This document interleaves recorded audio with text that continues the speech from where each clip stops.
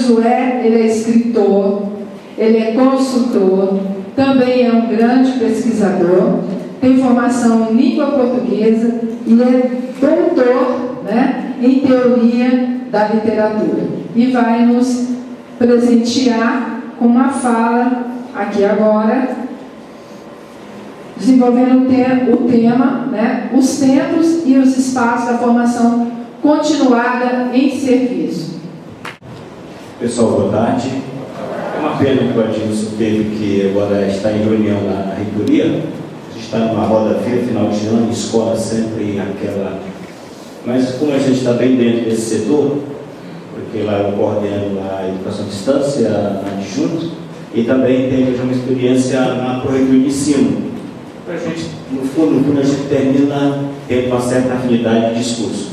Por isso a gente está aqui. Quero inicialmente parabenizar vocês pelo momento, pelo oportuno, como a senhora colocou anteriormente. Eu acho que a gente sabe que nesse tempo da velocidade e da comunicação, não precisamos correr mesmo, quase que em velocidade hoje cada vez mais, sei lá, como é que a gente vai chamar que não, porque antigamente dizia-se nanosegundo, hoje não sei se já nanosegundo resolve, porque a gente está até fazendo um carro aí que vai andar mais rápido que o supersônico, está complicado. Então esse mundo é o mundo da velocidade, é o mundo que a comunicação circula, caminha, anda, e a gente também corre, e a gente também não pode ficar atrás não. Então parabéns por esses momentos, espaços que a gente tem, sabe, que são oportunos, para que a gente possa consolidar. Eu estou vindo agora de um observatório do INEP, e a gente está sempre preocupado com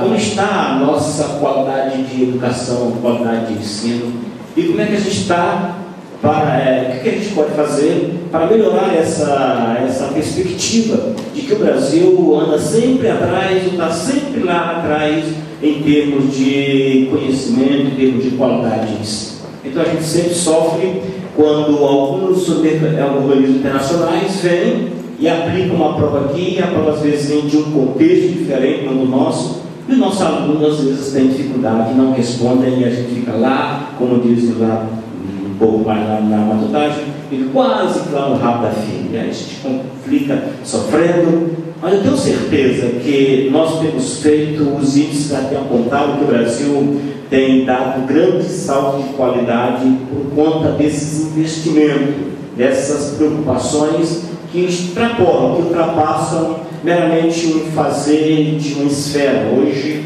não adianta, o público não dá conta de tudo, o privado também dá conta de tudo, então a gente tem que solidificar essas parcerias e a gente tem que construir esses espaços, que são espaços de ajuda mútua, e de reflexão, e de posição, Pois bem, eu vim falar um pouquinho sobre o Instituto Federal de Brasília, mais focado especificamente, para não fugir ao tema, na relação tempo e espaço.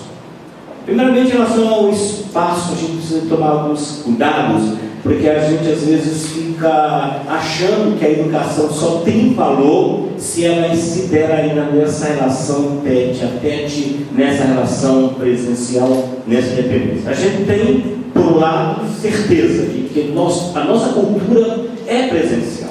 Ainda que o aluno esteja trilhando um caminho à distância, um curso à distância, mas ainda há uma dependência, né? Se sente um pouco dependente. Então, se você perguntar, alguns alunos se sentem ainda soltos, sós, e com certeza a cultura ainda precisa ser trabalhada até que o aluno se sinta autônomo a ponto dele saber que o conhecimento ele também pode fazer, ele não está sozinho, porque na educação à distância não há solidão. Essa é a primeira premissa que a gente tem que entender. A educação à distância não é uma educação, entendeu, feita exatamente em espaços isolados, não.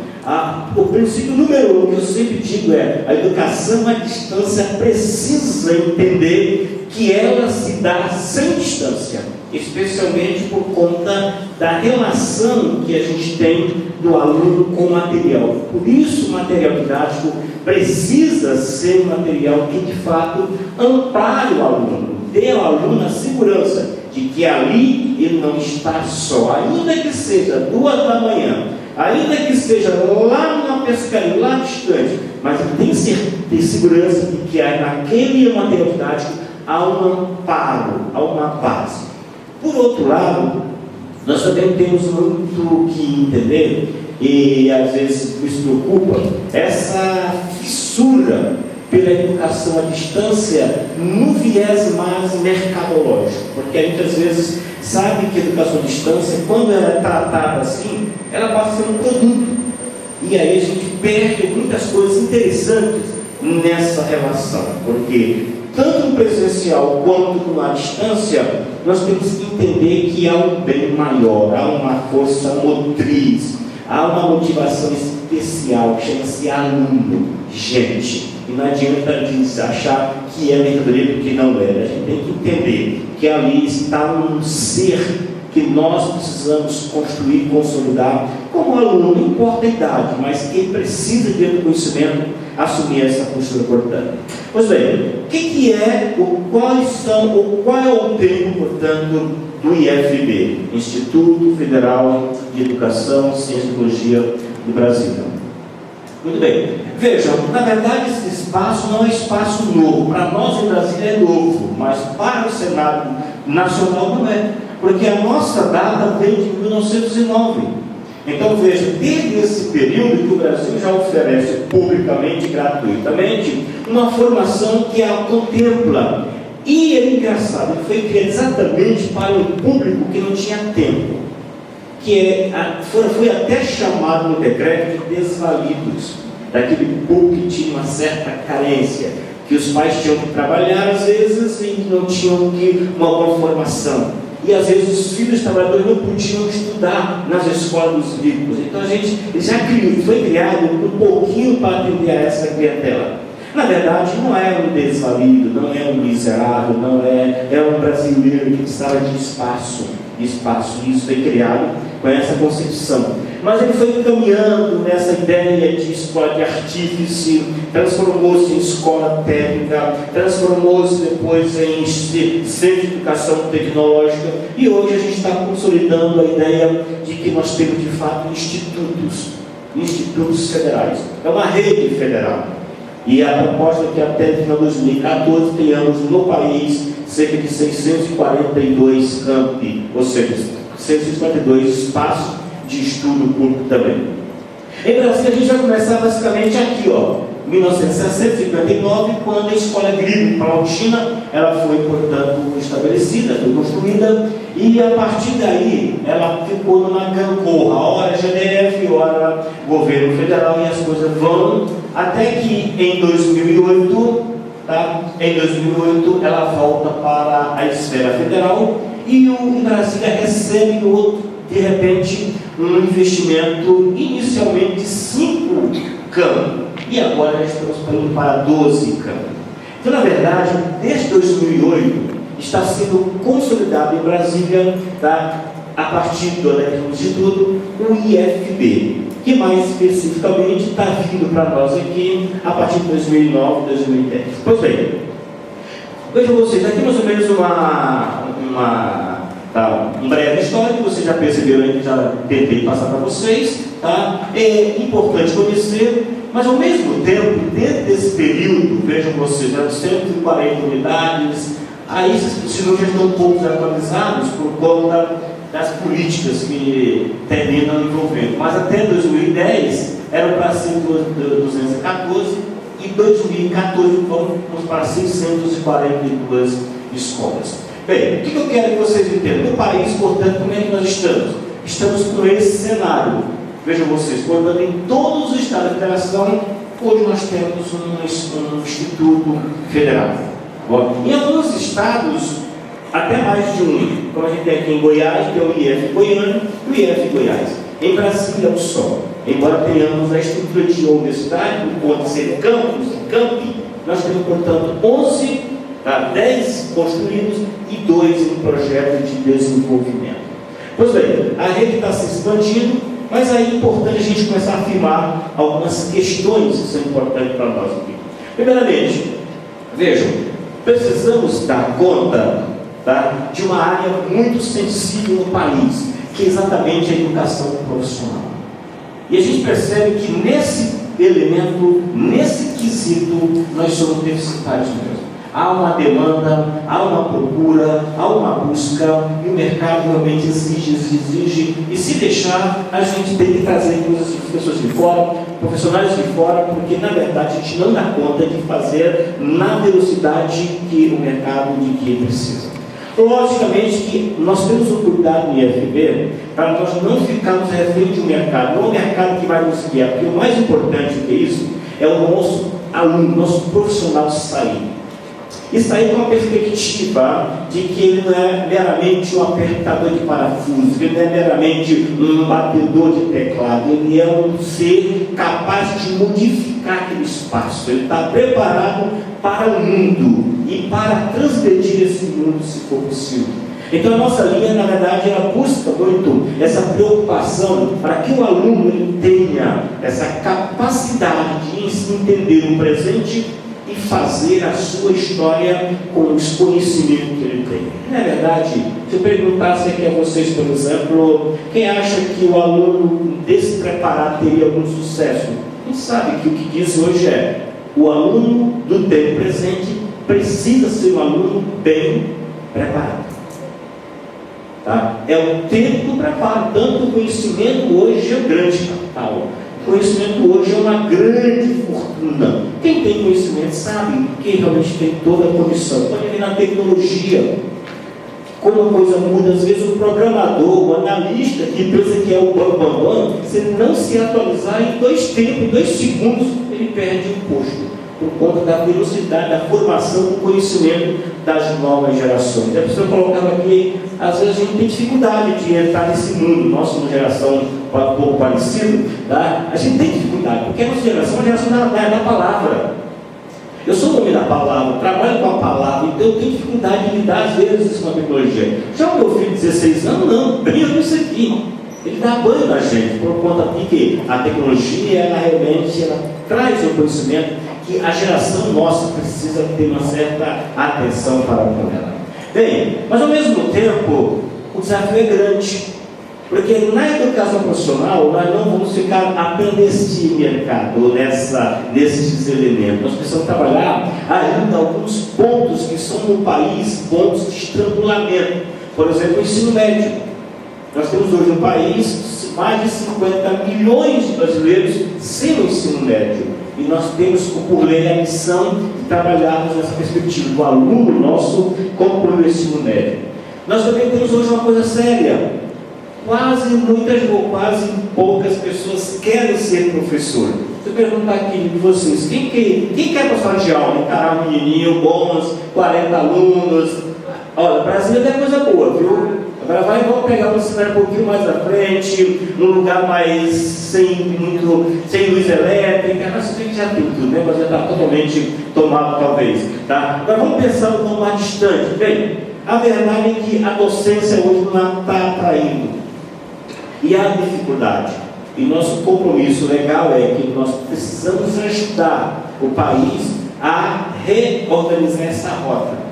Especialmente o professor de física, de química, de biologia e matemática. Tá? Então a gente tem hoje um compromisso nacional em trabalharmos com as licenciaturas. Tanto que nós já temos aqui em Brasília cursos de letra, curso de física, curso de biologia, curso de química, nos nossos campos variados que estão aqui na cidade. Pois bem, mas ao mesmo tempo, nós também precisamos tocar em outras áreas. Por isso que o Instituto, a gente até brinca, às vezes a gente é uma espécie de Frankenstein, porque na verdade tem que dar conta de muita coisa ao mesmo tempo, e essa dificuldade que tem de superar. Pois bem, agora, como articular tudo isso? É o desafio. E como fazer tudo isso, sabendo que nem sempre o aluno pode se deslocar até lá? Aí nós temos que nos valer da modalidade de distância. E para nós hoje é um ponto fundamental. A nossa proposta é que em 2014 nós possamos consolidar mesmo a nossa cultura de educação à distância. Tá? E nós estamos ainda numa seguinte perspectiva, de que mesmo com todo o recurso tecnológico, nós precisamos ter o aluno ainda do ponto de vista presencial. Eu passei, estava nos alunos estudando ali, né? Salinha de estudo, está lotada de aluno lá, né? Eles estão trabalhando, estão materiando, mas eu estava vendo que entre eles já havia uma troca, há um espaço, há um convívio. Essa troca que a gente tem, essa relação que a gente tem, é salutar, é importante, porque às vezes, imagine você estar na casa dele sozinho com o seu computador. Não, num momento, num grupo, numa troca, como uma coisa às vezes pode ter um outro significado. Essa é a nossa preocupação, portanto. Pois bem, vou passar isso aqui para vocês não ficarem chateados comigo, e ao mesmo tempo, nosso tempo está bem mercado, mas eu queria mostrar a vocês exatamente a nossa concepção de curricular. Então, quem quiser, ou quem for um dia passar, se é aluno nosso, saiba que nós temos uma preocupação muito grande hoje com a educação. Tanto que nós optamos até que esse aluno fique conosco um bom tempo. Nós temos alunos aqui em Brasília, estamos recentes, mas há alunos nossos, professores nossos, que são cria de institutos.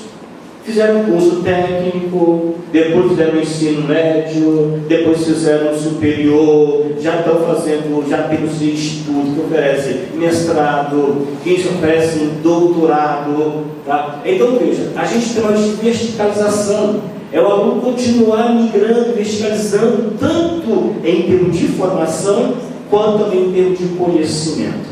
Eu acho que nesse ponto, os institutos conseguem ajudar a nação ao trazer para o seu seio este aluno que precisa ser trabalhado, precisa ficar. Hoje nós tivemos uma palestra, um encontro Brasil e a França, a gente está costurando o termo de cooperação na relação curricular. Porque às vezes a gente tenta fazer um currículo, professores, em base em 4 matérias nacionais. A França tem um outro perfil, outra maneira de trabalhar, de garantir com que o currículo, de fato, ele crie uma unidade nacional. A gente começou hoje a trabalhar no start de como o país pode dar um salto se nós começarmos a mexer um pouco nessa base nacional, nessa base curricular nacional. Mas o Brasil é um país gigante, é um país muito grande. Estou percebendo esse carinho de vocês aqui, que talvez nós temos gente de todos os estados aqui representados. Se brincar, se não de todos, pelo menos da metade. Tem um piauiense aqui, já, um goiano aqui, algum baiano, algum mineiro, algum carioca, algum paulista. Pensa com você. Então vejam, esse é um cenário bom para nós aí, os outros se sintam contemplados também, tá? Na chamada, muito bem? Mas a verdade é que a gente sabe que o nosso desafio é grande em ter um país com essa dimensão e tentamos falar em certo termo de unidade. A língua já é um milagre para nós, mas com certeza, se cada um der conta, e hoje a educação à distância, ela pode ser, ela precisa ser essa aposta de que a educação está chegando aos mais longes recantos e com qualidade, com a qualidade que todos nós desejamos e precisamos e queremos. Bem, vejam vocês, eu queria só tocar em alguns pontos antes de eu mostrar um projeto nosso, tá? Que é, aqui são os institutos, mas eu vou também deixar lá como pessoal, para que vocês possam entender. Bom, aqui seria interessante vocês conhecerem quais são, portanto, a nossa carteira de cursos. Então, hoje nós estamos começando em 2014, só temos um campus, que é Planaltina, onde trabalhamos no ensino médio integrado. O que é ensino médio integrado? Em que o aluno faz o ensino médio normal e também já faz a formação técnica. Então nós temos hoje em Planaltina um curso de ensino médio em que o aluno sai formado no ensino médio técnico em agropecuária. É tempo integral. E lá, como nós temos a ideia, a residência, então o aluno mora mesmo no próprio campus, porque ele é uma fazenda, então o aluno às vezes é complicado ter o aluno se deslocar. Então os alunos que vêm de fora moram lá mesmo, tem o alojamento, tem assistência estudantil, fica formado. Nós temos o aluno praticamente o dia todo para ser trabalhado. Isso é um ganho, né? Hoje o governo discute muito as ideias das escolas integrais. de tempo integral. Para mim é um ganho. Eu que imagino você nesse momento, quantas famílias estão hoje dizendo, meu Deus, onde está o meu filho?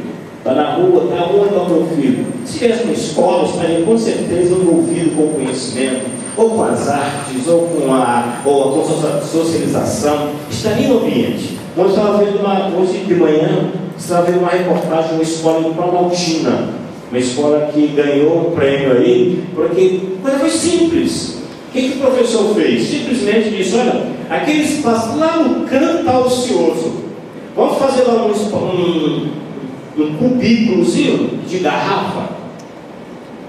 E aí chamou os meninos, olha, a ideia é a gente fazer um cubículo de garrafa aqui, um cômodo só de garrafa PET, vamos iluminar, e se vocês ajudarem a gente, vai ser o espaço de lazer de vocês. Vamos colocar aqui mesa de ping-pong, vamos colocar aqui videogame, vamos colocar aqui totozinho, e vocês podem ficar. A turma toda ficou fissurada, ajudaram a fazer o espaço, e hoje o diretor diz, eu tenho que brigar com os meninos para eles irem embora. Ele não quer ser na escola mais. Quer dizer, estudo no turno, e no turno contrário eles ficam à discussão, ficam lá. Então a escola precisa ser esse espaço exatamente de agrado para o aluno.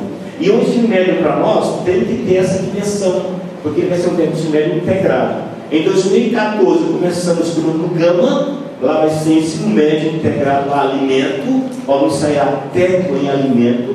Nós teremos em 2015 técnico em informática, também técnico em física, técnico em informática, Brasília, técnico em evento, então teremos, e aí vamos ampliar a nossa carteira por conta dessa formação nossa que é integrada. Temos alguns cursos concomitantes e vocês podem, portanto, isso serve para alunos que tem, quem já tem está no ensino médio e quer fazer o ensino médio técnico, pode ter um concomitante. Temos o técnico subsequente, quem já terminou o ensino médio, que é uma profissionalização, pode nos procurar, a gente também tem condição, temos hoje uma carteira enorme de cursos técnicos, técnico em química, técnico em agronegócio, técnico em cooperativismo, técnico em evento, técnico em gestão pública, técnico em microeletrônica, técnico em mecânica. Todos que estão trabalhando, os técnicos são cursos que exigem do aluno já no ensino médio completo. Tá? A área de saúde, estamos começando agora na Ceilândia, na área da biomedicina, técnico cuidador de idosos, lá no São Sebastião, técnico secretariado também em São Sebastião. Então, veja que a gente está hoje com uma oferta importante para atender a demanda que nos pede. Esse programa aqui, Jovem Aprendiz, são jovens que a gente hoje, é um programa que eu gosto muito desse programa, porque o aluno ganha uma bolsa para estudar e trabalhar, e é uma relação legal entre a escola e a empresa, porque na empresa ele é monitorado, o que ele aprende na escola, ele aplica na empresa. Então é aquela relação de teoria e prática juntas, portanto. Aí nós temos curso superior, formação iniciada, ProEja, a gente está com 2 ProEja agora na cidade, um ProEja voltado para a administração no Gama, esse na modalidade de distância, e um outro ProEja voltado para artesanato em Taguatinga. Tá? E um outro que a gente está desenhando, um ProEja voltado para edificações no campus de Samambaia. Tá? Esse certificado aqui, vocês já sabem, mas se algum aluno, que vocês possam saber, se algum aluno, ele hoje faz o Enem, e ele tem a nota média, a metade da nota, mais da média da redação, ele pode pedir uma certificação de ensino médio. Então nós somos hoje uma instituição que certifica aluno. Também quem tem um aluno de saber científico, às vezes é um pedreiro, às vezes é um mecânico, que tem um saber, tá? Um saber prévio, tá? Ele pode também fazer umas avaliações e ter um certificado, e aí adianta, ganha bem esse espaço dele de formação, tá? Por considerarmos o espaço dele físico. Ok, aqui já está um pouco desatualizado, então vocês posso depois passar para vocês. Aqui são nossos campos, tá bom? Vários campos que a gente tem hoje. Tá. E o Pronatec hoje é uma outra gama de cursos que vocês também devem oferecer por aqui, tá? Outras instituições oferecem. Fiquem atentos, porque com certeza é outra modalidade de educação. Eu queria agora mostrar uma outra tela, porque um dos ganhos da nossa aula de hoje é formação em serviço. E aí nós temos aqui um banner. Esse banner é um curso que nós estamos, portanto, ofertamos, e amanhã teremos uma formatura de 800 alunos. Vejam vocês, a gente tinha uma previsão para 1.300 vagas. Essa turma é uma turma basicamente do contexto escolar, já são funcionários da educação, é o chamado pró-funcionário, são merendeiros, são porteiros, são vigias, são secretários que precisam de uma formação técnica. Então esse curso no pró-funcionário 1, ele foi lançado, e amanhã nós estamos formando exatamente essas 4 turmas aqui, ó. Técnico de educação escolar, técnico de infraestrutura escolar, técnico multimédia didático e técnico de secretaria escolar. Esses 4 cursos, portanto, a gente tem um certo carinho com esse programa, porque ele tem uma proposta muito interessante. Não é só dar uma formação, é exatamente fazer com que o profissional em formação ele tenha um impacto na própria escola. E o que a gente tem visto hoje de depoimentos são, por exemplo, merendeiros que hoje não se sentem meramente merendeiros. São vigias, porteiros, que não se sentem meramente vigias e porteiros. Eles sabem que naquele espaço eles também educam, eles também ensinam, eles também ajudam a escola. E esse é o grande ganho desse programa. E o MEC agora vai lançar o Profissional 2, agora já na cartilha da ETEC. Então já vai ser um programa nacional totalmente tutelado pela ETEC. Um curso que a gente vai... Esse curso, ele é, na verdade, à distância, mas com viés presencial. Por que razão? Porque, na verdade, a educação à distância, a gente sabe que é um modelo que a gente está, uma modalidade que exige um cuidado, uma atenção, mas dependendo do público, há uma vontade ainda do presencial. Como temos, às vezes, merendeiros, às vezes faxineiros de escola, que estão já na fase de aposentadoria, numa certa idade. Então, para nós, esse contato semanal é fundamental. Eles têm todo o material de amparo, eles têm todo o material, tanto impresso quanto na própria plataforma, mas também eles têm um encontro semanal. Na verdade, a gente chamou aqui de uma modalidade híbrida, em que ele faz boa parte à distância e tem um encontro semanal. E a gente às vezes queria largar, uma distância, mas eles não querem. Porque é um pouco que realmente está vindo nessa perspectiva. O mais interessante nesse projeto, nesse programa, que é um programa que nasceu em Brasília, e que basicamente ele tem toda uma incursão em outros estados, é um programa que hoje ele tem essa capacidade de mexer na consciência do trabalhador. E em Brasília a gente tem alguns ganhos. Por exemplo, o nosso trabalhador, o servidor da educação, do público, ele já tem no seu plano de carreira e por decreto, ele já tem, portanto, 10% da sua carga semanal de estudo que ele pode dedicar-se a estudo. A gente usa exatamente esses momentos. São 3 encontros semanais, ou 3 horas semanais, em que ele usa esse tempo para estudar, para se capacitar. Ao mesmo tempo, ele também tem um plano de carreira que reconhece. Então, nesse momento, a gente está hoje dizendo ganho. É um programa interessante e que, para nós, estamos oferecendo hoje 1.310 vagas para este público. Tá? E iremos começar já semana que vem uma programação, uma aula inaugural com a nova turma, mas somente em fevereiro estamos começando mais 4 turmas de profissionais. São 1.300 vagas. Tá? E vejam vocês, é um programa que eu acho que a gente pode apostar. Porque, na verdade, não é somente para o merendeiro, mas é importante que o merendeiro ele saiba que, na verdade, a função dele extrapola o simples fato dele fazer a sua merenda, de distribuir a merenda. Então, ele sabe que ali tem uma ação importante, uma ação educativa. Pois bem, aí tem, portanto, esse programa. Nós vamos conversar um pouco mais sobre ele, acho que o tempo já está no limite, tá? Então a gente vai, portanto, definindo para os desfechos. Pois bem, qual é a nossa primeira preocupação hoje, enquanto Instituto Federal? Primeiramente, não optar por aquele caminho que a gente tem muita mania de ficar dicotomizando a coisa. Ou é presencial, ou é a distância. Eu acho que não tem negócio de primo pobre e primo rico. A gente tem que lidar com as duas situações. E o aluno precisa disso. A gente tem um concurso, precisa dessa atenção.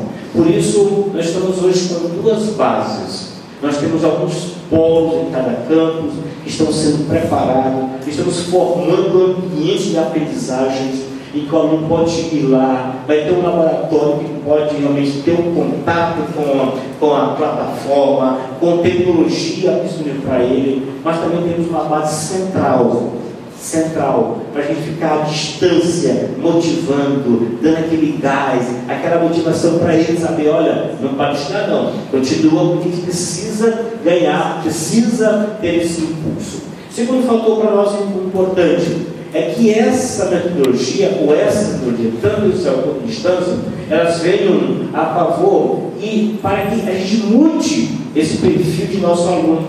Porque, na verdade, nós não estamos apenas formando um profissional, estamos dentro do processo de formação integral, em que há um sentimento, há uma vontade, há um interesse, há uma cognição, e que a gente precisa dar conta desse ser como um ser completo. E com certeza o mais importante, a gente precisa mostrar que é um espaço público, em que não é uma coisa de graça, mas é uma coisa que tem um custo, mas muito bem utilizado para o contexto dos nossos cursos. Ok, fica portanto essa mensagem. Quem quiser conhecer mais do Instituto, tem aí o nosso site, tá? E a gente fica à disposição para dialogar com vocês sobre mais algumas propostas que a gente tem sobre a distância e de modo geral. Obrigado. Obrigada, professor.